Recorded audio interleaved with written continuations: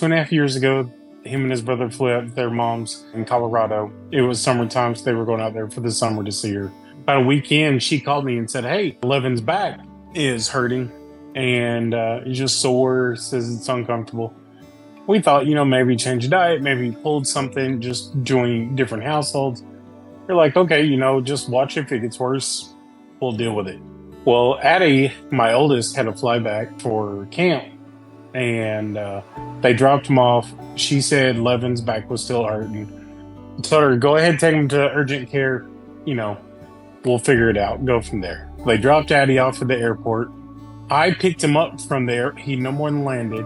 Levin and his mom went to Target, and they never left Target. Levin went down screaming, throwing up in pain, saying his back was hurting. He was rushed from there to Denver Children's, and that's where I flew in to meet him in the ICU.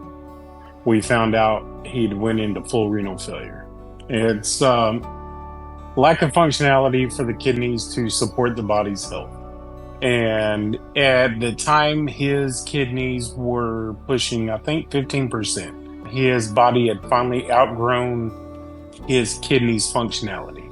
The worst part about this is we took him to the doctor almost every 6 months. We did all of his checkups and everything from, baby up.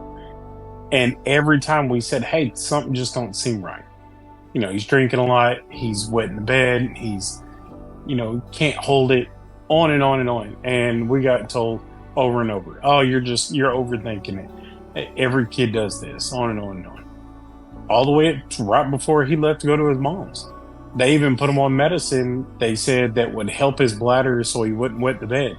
And all they had to do was a blood test. And they had seen the elevated white blood cell count. We spent right around a month at Denver Children's Hospital doing test after test, trying to figure out what it is. We were a week in to the stay before we found out that it was full renal failure. 4 or 5 months ago, we had the kidney transplant. We got the phone call. I flew out. It was scheduled for the next morning. We had the kidney transplant. Everything seemed to go okay. Levin was in ICU, and when he woke up, he immediately started complaining that his right leg was hurt. And, just as a parent, my immediate thought was, all right, clots, because it happens during surgery.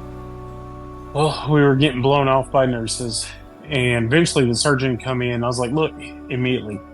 I was like, his leg is solid. Said it's hurting. And that's when the surgeon made the call to pull him back out to do a surgery, saying that there was a clot.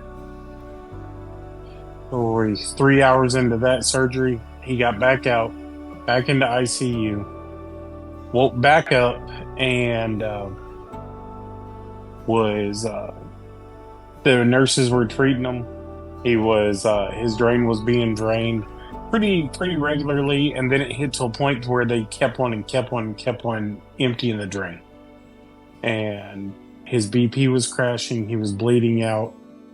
I don't know where the time went. It was insane to, just, you're so focused on your son, his lack of breathing, there's, his blood pressure is dropping, and you can't do nothing. Like, there's absolutely nothing you can do for them.